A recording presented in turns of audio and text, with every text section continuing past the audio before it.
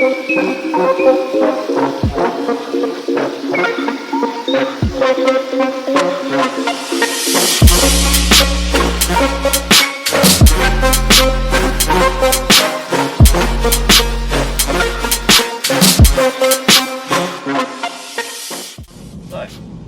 I end up with a E46 BMW? It didn't really all go to plan, to be honest. I set out to buy a E90 Motorsport 330, preferably a sedan as well, and something way newer than what I actually ended up with. Basically, when I was looking around, there were quite a few 320s, obviously, just being New Zealand and Japanese imports, but none of them were really that tidy and had all done more Ks than I was really looking for, because I wanted something under 100,000 preferably. And then I started hunting through Trade Me, because Wellington's car fleet is pretty rubbish and there's not that much choice. And I was eyeing up a whole bunch of 330s up in Auckland, and I was kind of tempted to go up until I sort of thought about it more and didn't really want to spend that much on a car at this time, at least. And I kind of wanted to get into the BMW thing sooner than, you know, a couple more months of saving lots of stuff, and I had enough cash right away to buy an E46. So after a little bit of looking around, and I had nosy to few of them, again, most of them are kind of rubbish to be fair, which is a bit of a shame, I stumbled across this one.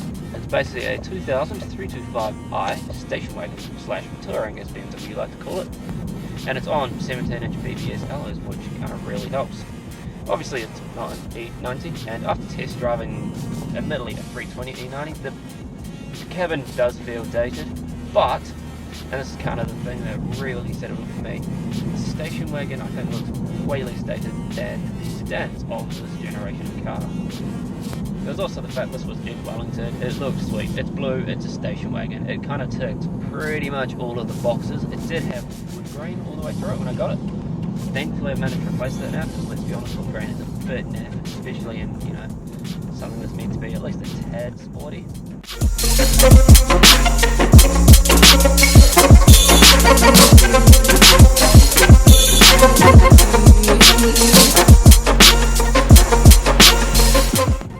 Hunted around for the 6-cylinder basically because the 4s have horrific oil leaks, and I like to crack bits and pieces of their engine and stuff. 6s are meant to be, now meant to be is the keyword there, meant to be much more reliable.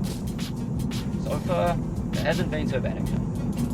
Took a little bit of work when I first got it to get it up and running smoothly, but overall it is a sweet car. It's got sort of enough power without being excessive, but unlike pretty much anything else I have ever driven, it can put that power down and actually use it really, really well, like all of the power, and it handles really good. Like, instead of kind of understeering or oversteering as lots of cars tend to do, scooter, this thing just sort of holds on to the point where, like, you know, the traction control light will come on and you're still good, which is kind of insane. Does, however, make passengers feel slightly sick, but it's a small price to pay, right?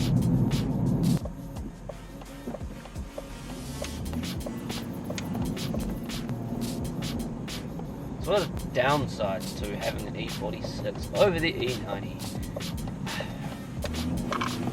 Yeah, age is one of the biggest things, and that it is a 17-year-old car, and no matter what you put it, 17-year-old cars, they have their issues. They do got little tired bits and pieces here and there, as you would expect.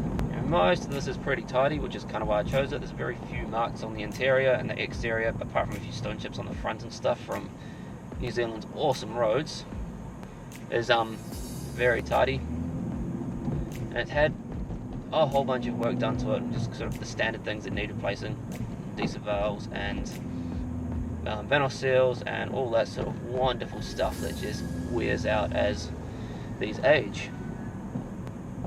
See, this rear subframe cracking is something I'm still kind of worried about. Apparently it's slightly less common in the touring, but fingers crossed I don't have any problems with it. So far it seems to be all good. I haven't spotted anything under there and there's no weird creaks.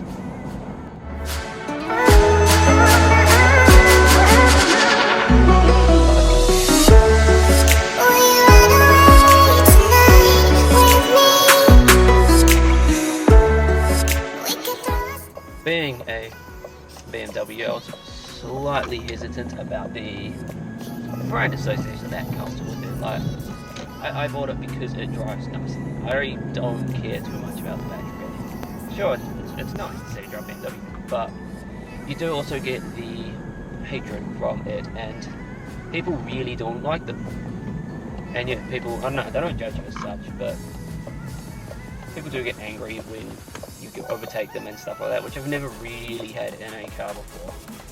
You know, even my old V8 Club Sport, which again is a pretty over the top car, people didn't really seem to care that much, but in this, I don't know, people do. And it's really strange because, let's be honest, they are real nice cars to drive, and people just kind of get held up on the BMW-ness of it.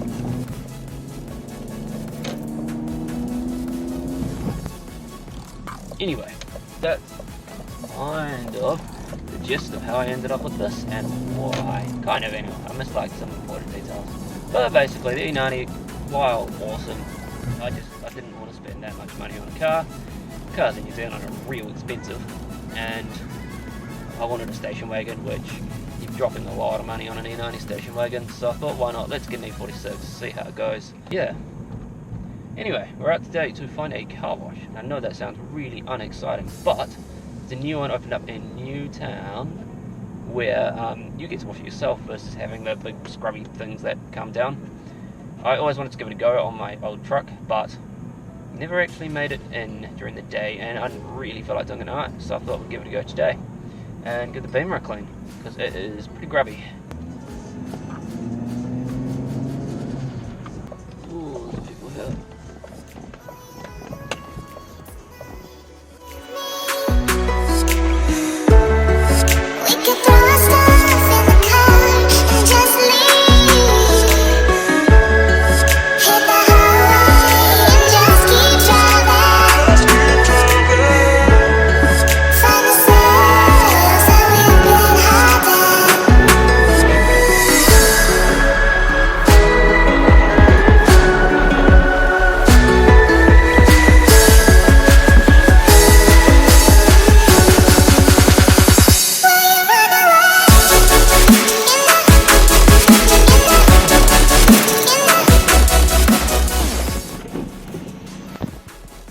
That was wet.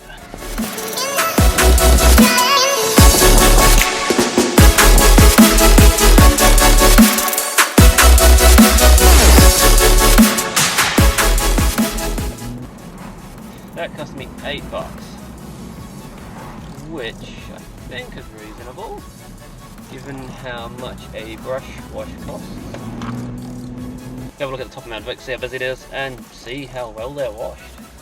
That was good fun. Apart from the queue of people behind me making me feel kind of self-conscious about the fact that I was taking ages, and about the fact that I'm now soaking wet.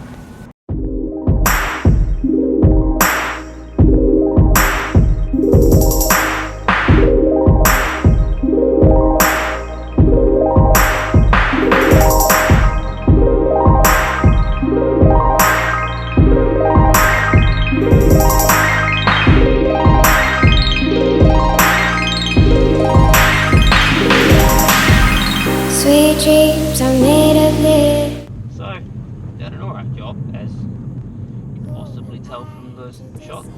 Brush did leave marks where it shouldn't have, / I wouldn't have liked them to personally. I think I probably could have done a better job myself. But as an all-in-all kind of as an all-in-all thing, that was pretty good fun and kind of easy. Much cheaper to do it at home. Welcome to Mount Victoria, one of the crappiest places to drive in Wellington. Really pretty, but really crap. In terms of all of these roads are two ways. And as you can see, they are just wide enough for one car.